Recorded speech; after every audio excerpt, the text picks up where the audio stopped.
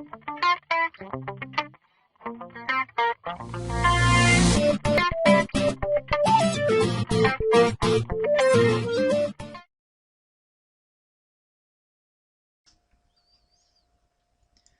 to your first video lecture, guys.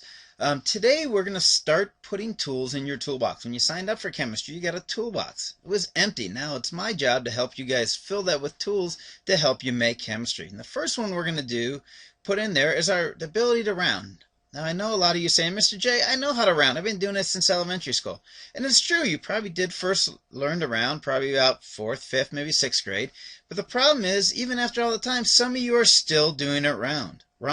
And every number that we have in chemistry, pretty much every answer we round. So we want to make sure that you know how to correctly do it. That way when it comes to the end of the semester, you're not still missing easy points because you failed to round correctly. So let's go ahead and start working on rounding and look at the procedure for doing that. Okay, the first thing you need to know to be able to do is to identify what number you're rounding to. What decimal place are you rounding to? Once you figure what that number is, look one number to the right of that. And it's that number to the right that's going to tell you what you're going to do, that number you're rounding. Are you going to increase it by 1 or are you going to leave it the same?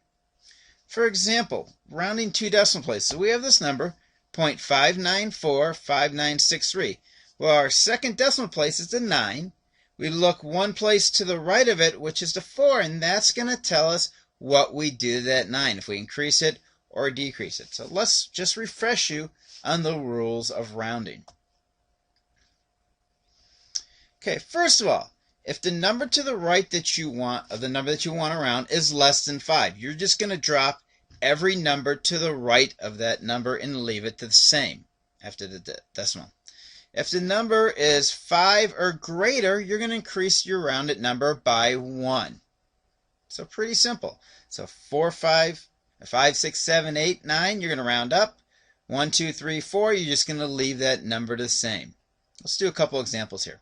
Okay, round these to 2 decimal places. Why do we keep going 2 decimal places? Like we said, all your answers in chemistry always go to 2 decimal places. Get that in your head right now. Okay, so take this number, 6.3379. Well, if we're running 2 decimal places, we're going to round over here to the second 3. So we look one place to the right at the 7, and that tells us what we're going to do to that second 3. Well, since it's greater than 5, we're going to round the second 3 up. So it becomes 6.34. Try this other example, 21.673142. Well, here's our second decimal place, number 7. Okay, look one place to the right, number 3, and that tells us what we're going to do. Since it's 4 and below, or below 5, we are going to drop all those numbers, and this becomes 21.67. Real simple. There's only one case that it gets a little bit tricky, and that's when we get into running into some problems with 9s. Take this number, 33.97236. The second decimal place is the 9. We look one place to the right of it, which is a 7. That tells us to round up. Well, when we round 9 up, that's 10. What do? Well, we put the 0 part in the 9's place and carry the 1 over to the 7. So this becomes 33.70. Pretty simple. One more example, a little more complicated. 5.99632. Let's round to the 2 decimal places again, which is a 9. Look to the right, it's a 6. So the 6 rounds the 9 up to 10. Carry the 1 over, but when we round the 1 up, it takes the first 9 to 10. So we got to put the 0 and carry the 1 over, which makes it 6.00. It's very important that we put both zeros to let us know how accurate or how precise we are. So make sure you don't just drop those zeros. Put them in. Okay, we'll get a lot of practices in class, but if you're not understanding this, please come see me. It's a really important skill.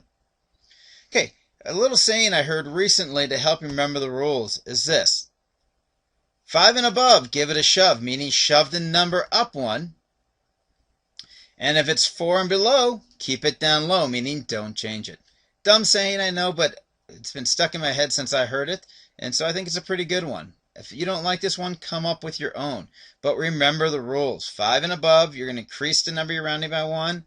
4 and below, you keep it where it's at and drop everything beneath it.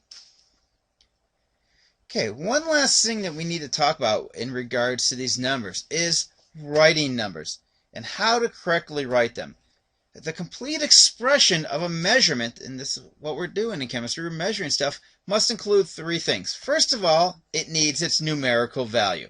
Okay. Second thing it needs is a measurement unit. Are we talking milliliters, liters, grams, kilograms, moles, particles? Probably not inches and feet since we're in chemistry, but we need some unit to let us know what those numbers mean.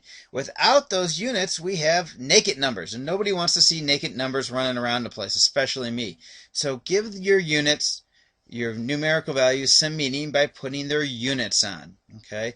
Don't forget that. If you forget units in my class, you're going to be losing points. The third thing you got to be sure of is the indication of how reliable this is. We're talking decimal places. Don't just drop those.